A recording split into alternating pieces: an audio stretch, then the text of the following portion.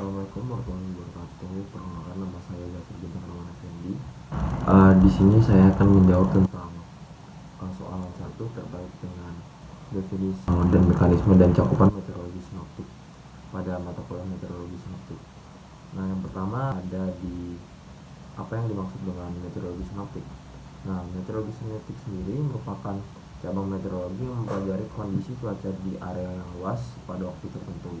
Kata sinoptik berasal dari kata Yunani, bahasa Yunani, yaitu yang artinya bersama, dan optikos yang artinya pengamatan. Kemudian meteorologi sinoptik pada dasarnya adalah ilmu mempelajari gambaran umum atmosfer secara bersamaan di berbagai tempat, biasanya menggunakan peta cuaca sinoptik.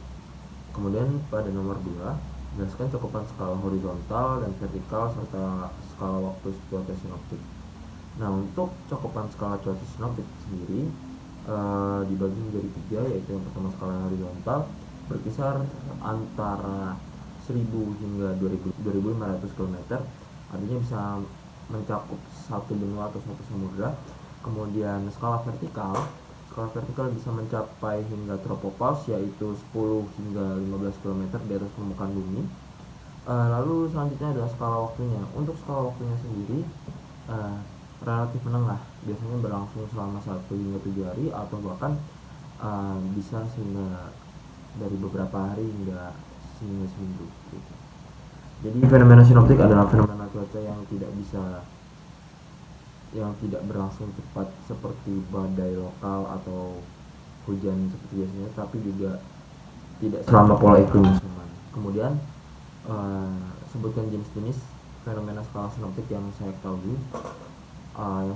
Yaitu ada sistem tekanan rendah dan tekanan tinggi, kemudian antisiklon, yaitu dan kemudian front cuaca, lalu gelombang baroklinik, kemudian siklus eksotropis, dan wilayah tropis bisa juga termasuk siklon tropis dan badai tropis, dan kemudian mungkin salah satunya adalah Borneo vortex.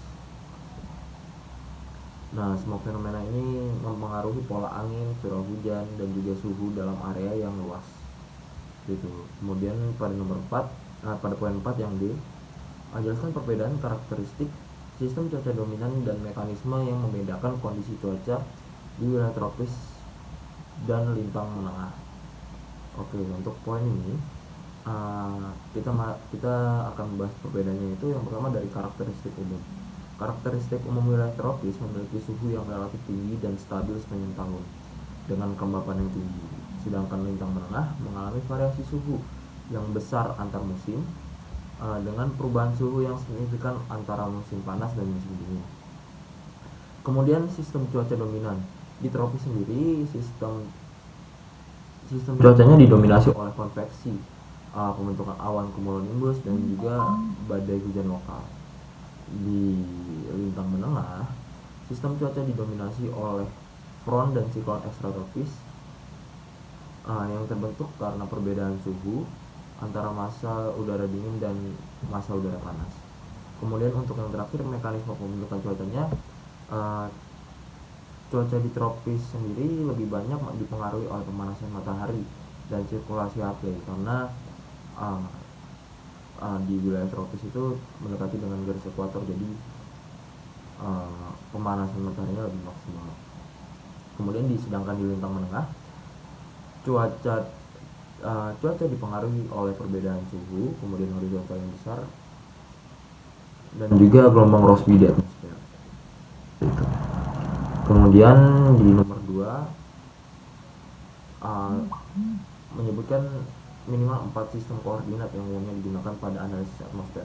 Yang pertama adalah koordinat kartesian, yaitu X, Y, Z, digunakan untuk menggambarkan posisi dalam arah timur barat, utara selatan, dan vertikal. Untuk timur barat itu X, habis itu utara selatan itu Y, dan vertikal itu Z. Kemudian koordinat sferis, yang dimana berdasarkan lintang, bujur, dan kemudian ketinggian. Nah, umum digunakan pada model global karena mengikuti pola bentuk bumi. Kemudian koordinat tekanan, menggunakan tekanan udara sebagai sumbu vertikal karena ada tekanan yang berhubungan langsung dengan ketinggian atmosfer. Lalu kemudian koordinat sigma ini merupakan rasio tekanan ya, ya di suatu titik dan tekanan permukaan. Sering digunakan dalam model numerik cuaca modern. Kemudian pada poin B, sistem koordinat vertikal utama apa yang sering digunakan pada analisis cuaca skala sinoptik. Nah, untuk sistem vertikal untuk cuaca, sistem koordinat vertikal untuk cuaca sinoptik sendiri terdiri dari sistem koordinat vertikal yang paling sering digunakan itu adalah pressure koordinat dan juga koordinat tekanan atau koordinat tekanan. Alasannya karena tekanan udara lebih mudah diukur dan berkaitan langsung dengan dinamika atmosfer, sehingga peta sinoptik sering ditampilkan pada level tekanan tertentu seperti 850 MB, 700 MB, atau 500 MB. Kemudian untuk makna dari nomor 2 sendiri yaitu AA XS12004. Kode ini adalah laporan cuaca permukaan yang dikirim dalam format internasional. Nah, untuk menguraikannya, yang pertama ada AAFX, itu menandakan laporan sinoptik permukaan. Kemudian 12.004 adalah waktu observasi pukul 00, dan 04 itu termasuk jam observasi dalam UTC. Kemudian 96935 merupakan nomor stasiunnya, yaitu misalnya stasiun Indonesia bagian timur. Kemudian 41680 tekanan permukaannya di label di 1680 itu. Nah, 1680 sama dengan 1016.8 hektopascal. Kemudian lanjut lagi ke 12.006, angin permukaan dari 120 derajat dengan kecepatan 6 knot. Kemudian 10.256 adalah suhu udara, yang dimana 256 menggambarkan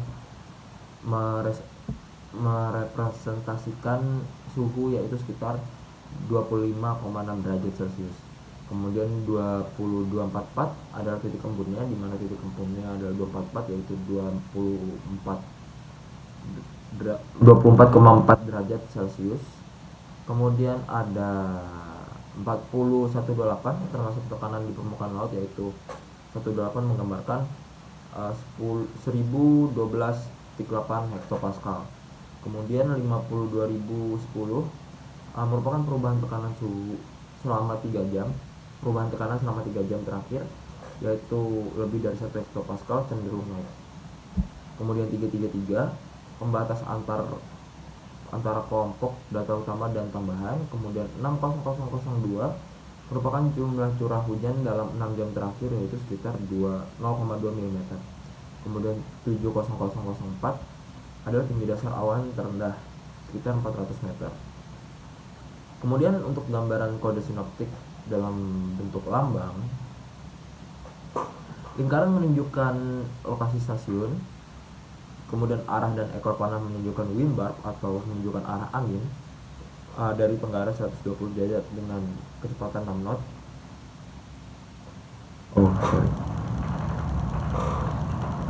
Kemudian suhu udara 25,6 derajat Celcius, biasanya di atas kiri atas simbol.